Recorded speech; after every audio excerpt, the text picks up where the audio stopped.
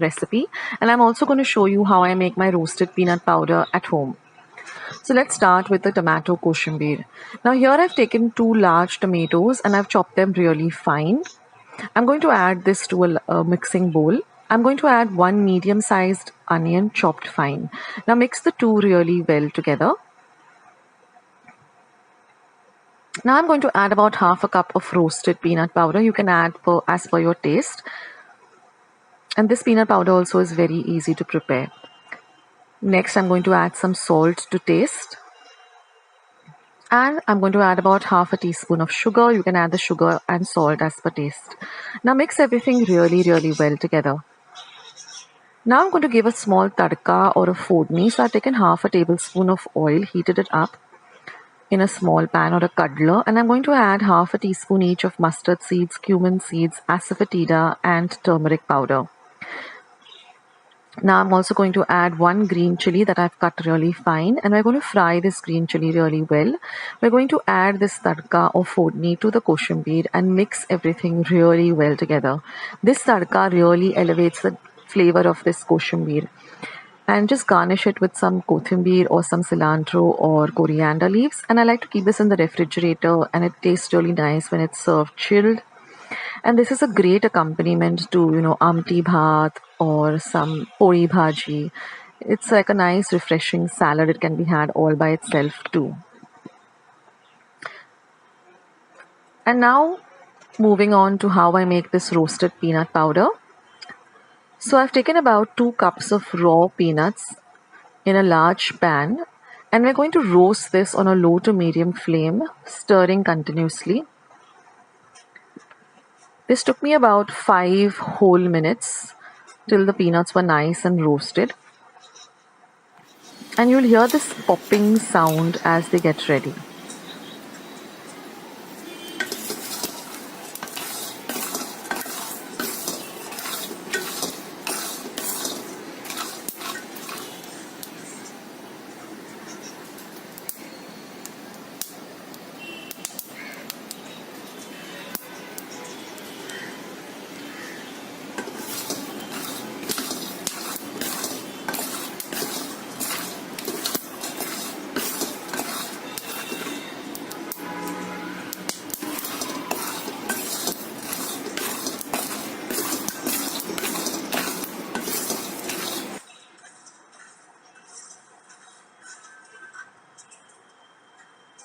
And also the color of the peel will change to a darker brown color with black spots on it, so you know that it's ready. Now you can turn off your flame and let the peanuts cool down, in the pan itself. Not completely cool down, they should be a little bit warm. And then you transfer them to a large plate. Or I have this, lovely... I think it's called soup in Marathi. I don't know what the English word for it is. Maybe you all can write it in the comment section below. And that way, I can easily just peel off the peanuts. Now, while they are warm, it's easier for the peel to come off. And you can also use a nice dry kitchen napkin like this to make the work easier. Now, try to get off as much of the peel as you can. Now, generally, once I peel them, I, sit on my kitchen floor and I do this. But right now, for the camera, I'm putting it on my platform. So just, kind of shake off the peanuts like this and then just blow away the peel. It's very easy to do that. You just have to, kind of lift the, or rather just, it's difficult to explain in words. But, just kind of get the peel of the peanuts and just blow away the peel so that all you're left with is this lovely peeled peanuts to make the peanut powder with.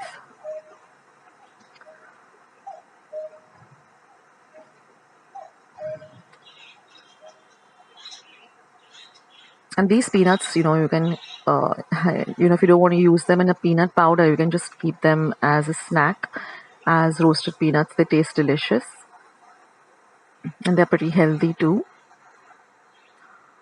So you can do this on your kitchen window, or you can just sit on the floor. That's what I generally do, and then sweep off all the peel.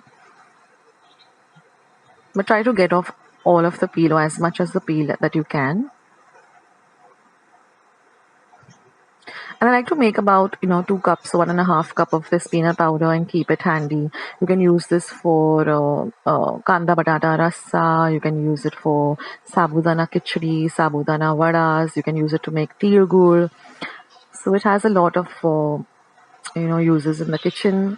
And I'll link all the recipes that I've used my peanut powder in the description box below. And now once we finished with getting off all the peel, generally I sweep it off the floor, but right now I'm just taking it all off my kitchen platform. And then we're just going to blitz it. You don't want to grind it, you want to blitz it. So you just blitz, stop. And you want a little bit of the peanuts also to be there. You don't want a completely smooth powder. So a little bit of the peanuts, pieces of peanuts, and you're all set to go. And your peanut powder is all ready. So do try out these 2 recipes and let me know how you liked it in the comment section below. Thanks for watching.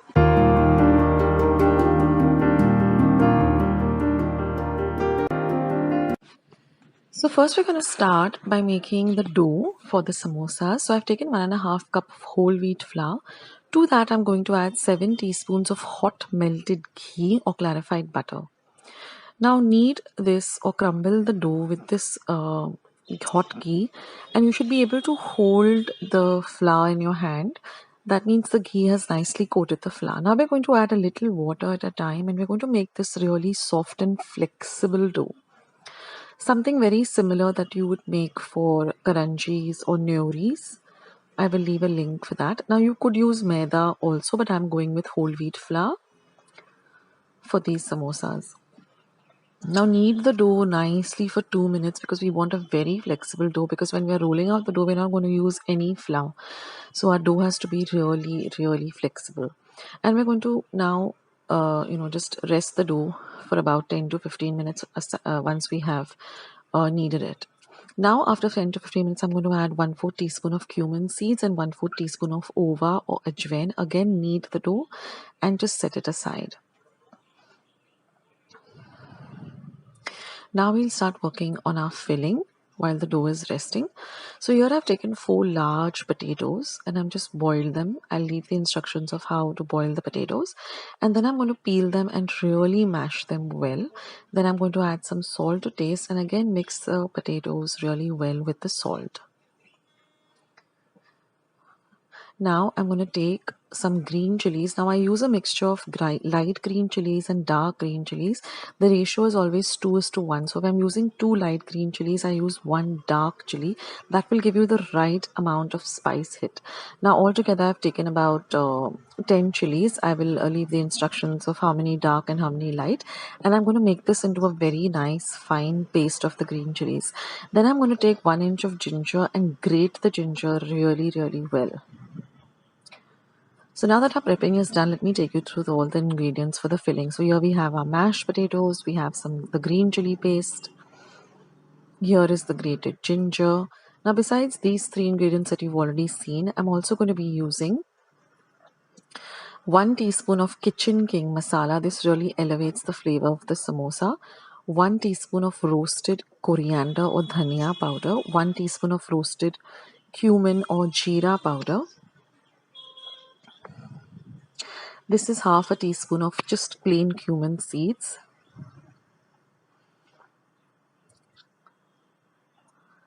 1 teaspoon of pepper powder. Half a teaspoon of ova. Half a teaspoon of fennel seeds or sauf as we call them.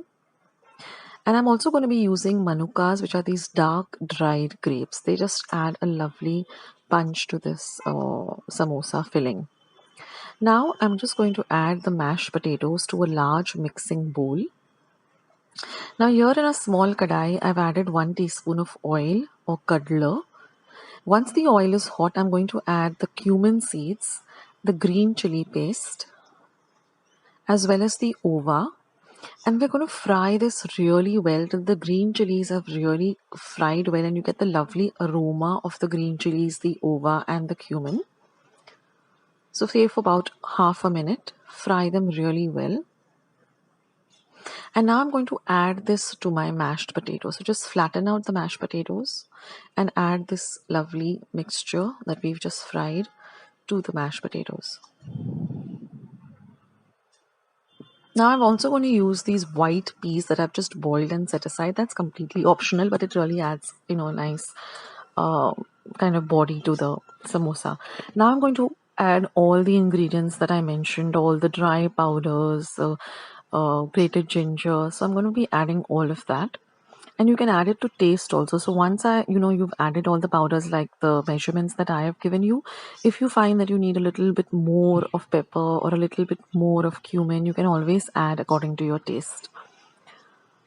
But guys, this tastes just like the samosas that you get outside in restaurants. It's so flavorsome and so delicious. Even the Kitchen King masala just adds a different taste to it. Now these dried manukas is optional, but guys, believe me, it really adds a little bit of sweetness that is needed for this filling. And the vatanas, as you call them, white vatanas, also just boil them for about 15 minutes in water. Don't pressure cook them because then they become very mushy. Soak them for about 20 minutes and then boil them for about 20 minutes. And then of course add the salt as per your taste. And that's our filling. It's all ready. So don't add any coriander, any dhania. It will change the entire taste. Just keep it like this. Only adjust the salt and all the other ingredients to your taste. Mash it up all well. Mix everything nicely together so the potatoes get nicely coated. Now we're going to make small balls, lime-sized balls of the dough. And we're going to roll them like this into an elongated kind of a shape. We don't want a round chapati shape, but a round, like a lotus pad kind of a lotus leaf rather kind of a shape, a long shape like this. This is the perfect one. We're going to cut it in the middle. Now we're going to coat the edges with a little bit of water. Fold it like this. Put water so that it gets bound well. Then just take it into the palm of your hand like a cup like this. And just add about a teaspoon or 2 teaspoons. Don't overfill it or don't underfill it. Just till the brim, leaving a little space. Then again apply a little bit of water and seal the edges. Now it's very important to seal the edges just like we do with karanjis or nyoris. Sealing the edges is very important. Otherwise when you go to fry them, if the filling comes out again, it's a big fiasco. So I'm showing you 2 more. And once you get the hang of it, it'll be very easy to do it. Just ensure that it's sealed well, there are no gaps, there are no holes in the dough. If there are, then just restart again. And you can cut off the extra edges with a knife, or you can keep them if you want a little bit of crispy edges. But seal the edges like this really well. So this is like the perfect samosa.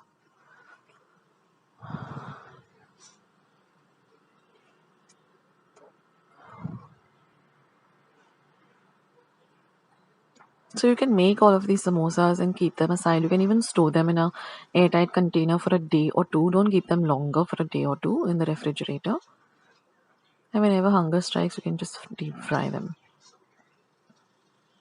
So now that our samosas are ready, I'm just going to heat some oil and I'm just going to deep fry them till they're nice and golden brown in color on a medium to high heat, but keep an eye on it. And then just drain the excess oil on some kitchen napkins and you're all set to go. Now I'll be serving this with a special chutney. I will be sharing that chutney recipe very soon, but it's this typical chutneys that you get with the Punjabi samosas in like real good restaurants. They serve this lovely red spicy sweet chutney, so look out for that recipe. It will be coming up soon, and if I've already updated it, then uploaded it on my channel, you'll find the link below. So here are our lovely samosas all ready just to be dipped into that lovely sauce and enjoyed while watching your favorite movie or reading your favorite book. So do give this recipe a try and let me know how you liked it.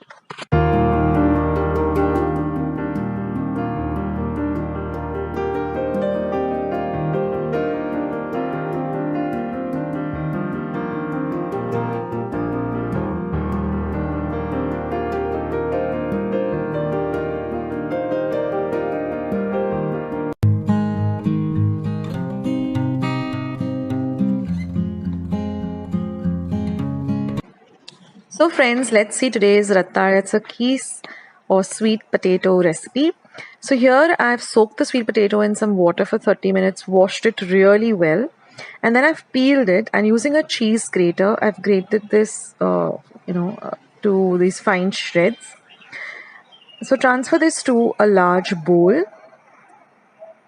Now, one tip I'd like to give you here is keep all your other ingredients ready and then, grate the sweet potato. So now I'm going to add the paste of 2 chilies, green chilies. The reason being this sweet potato turns, discolors really quick. So you have to be really quick with this recipe of mixing everything. So now I'm going to add 1/4 cup of roasted peanut powder or shengdana sakut. I'm going to add the juice of half a lemon. Next, I'm going to add 1/4 teaspoon of sugar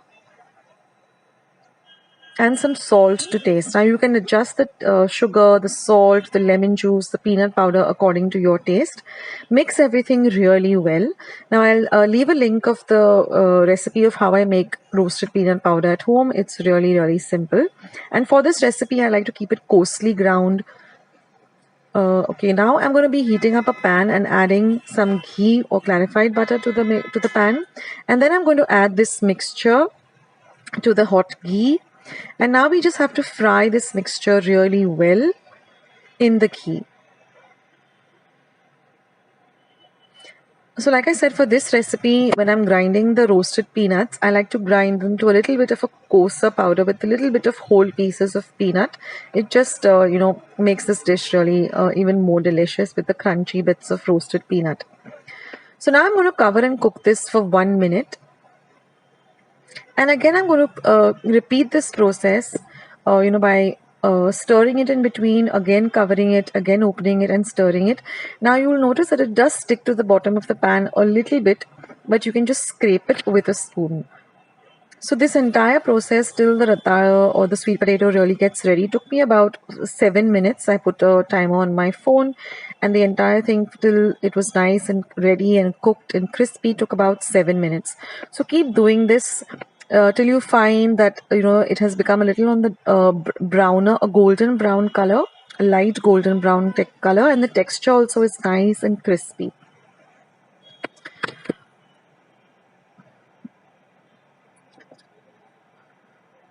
So this doesn't have many ingredients, and it's really a nice dish. You can use it for eat it during upvas, so you can just have it. It's really tasty, and sweet potato is also recommended. It's really good for health too. And now our dish is ready. So all I need to do is just garnish it with some finely chopped coriander.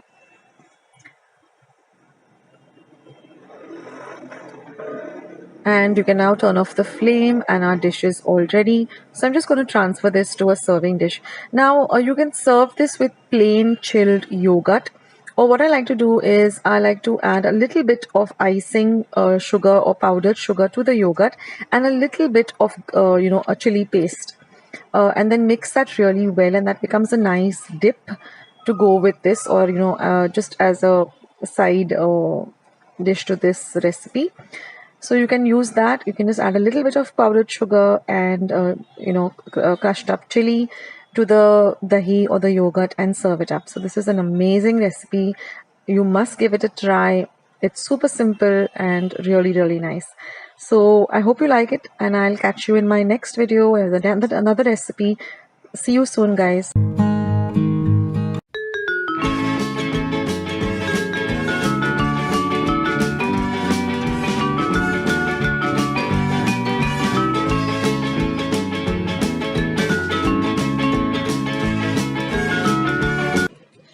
Today's recipe is Bajra thalipeeth or millet bread, which is gluten-free. It's very tasty and very easy to make. So let's begin. In our ingredients, I'm going to be using 2 cups of Bajra flour, or it's also called pearl millet.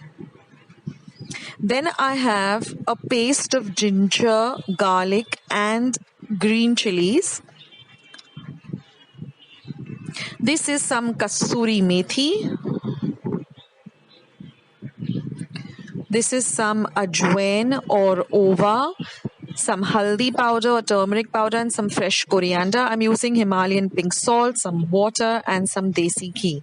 Now I'm using a heavy bottomed iron pan and I've already kept it for heating up on a very low flame. So let's make the dough. Now for the dough, I am taking the Bajra peeth or the Bajra flour into a large bowl. I'm going to be crushing flavor and I'm going to be adding that to the flour.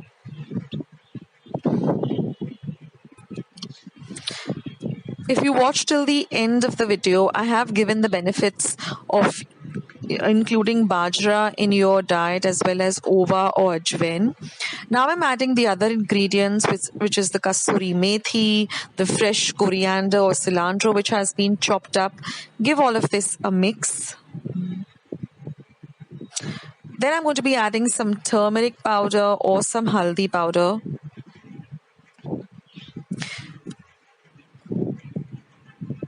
Even haldi is very good for our health and it should be included in our diet. Now I'm adding salt. Like I mentioned before, I now use Himalayan pink salt. This is as per taste. And now I'm going to be adding some ginger garlic paste. You can add a little at the time, because then you can just taste and see if you don't want it very spicy. Then I'm going to be mixing up everything and just adding a little bit of water and making this into a very soft or a semi-soft dough. It shouldn't be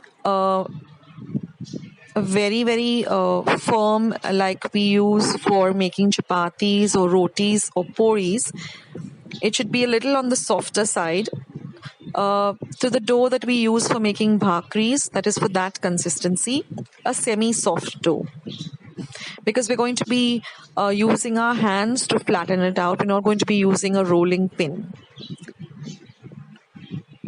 Now I'm going to also be adding 1 tablespoon of yogurt or dahi or curd.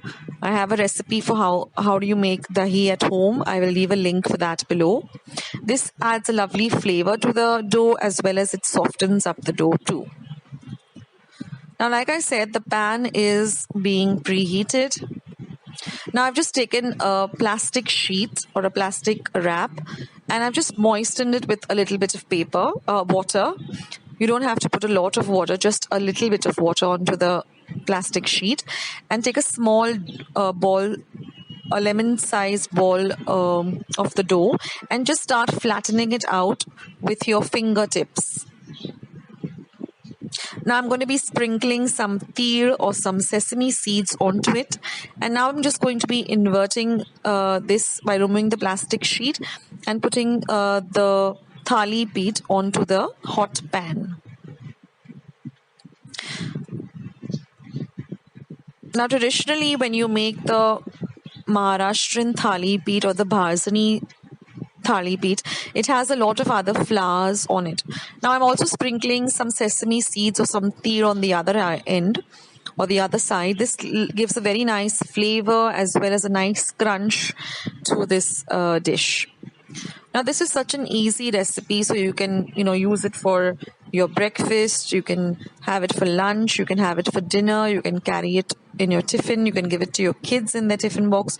It's such a healthy option, and for those of you who are looking for gluten-free recipes, this is gluten-free, as you're only using the bajra flour, which doesn't have any gluten, as is also called pearl millet.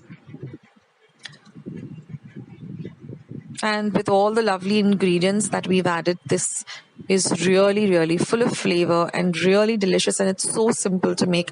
You can also make this dough and just keep it in your refrigerator, and when you're ready to make the thalipeeth, you just have to roll it out and heat it up, add a little bit of clarified butter or desi ghee, and it's all ready to eat. This goes very well with some chilled yogurt, dahi, or curd, or even some lovely pickle, mango pickle, or any pickle of your choice.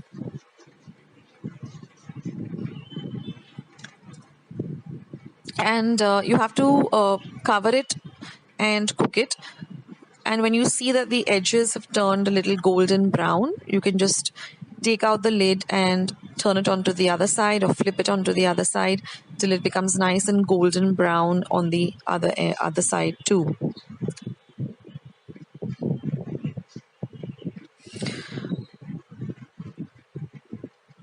So I hope you like today's recipe. I hope you give this a try, and let me know in the comments box below as to how you liked this Bajra thalipeeth or pearl millet thalipeeth. Now this Bajra flour is easily available in general stores, and you can also buy the whole bajra and then give it a good clean, keep it sun dried, and then give it to grind in your local mill. You can do that, but it is also easily available in the market, the Bajra, organic Bajra flour. And as you can see, this looks so delicious, and it is such a good and healthy meal. So try it out. Let me know your feedback on how you like this, and do go and check my channel, Akshata's Recipes. I have more than 270 recipes at the moment. So you have a wide array of dishes. I have created playlists where you can go and just check what you're looking for. You can look for breakfast items. You can look for lunch recipes, dinner recipes, Maharashtrian recipes, Goan recipes, festive recipes, international dishes like risotto. Like this, then don't forget to leave this video a big thumbs up. Also, by clicking the thumbs up icon, also don't forget to subscribe to my channel and become a part of Akshata's Recipes. Once you have subscribed, there is a small little bell icon that will pop up, so just click on that. That way, whenever I put up a new recipe or a new video, you get a message for the same. So on that note, I'll say bye, and I'll catch you in my next video sooner than you think. This is Akshata saying bye, take care, stay healthy, stay fit, be kind and loving to one another. So till we meet again, bye.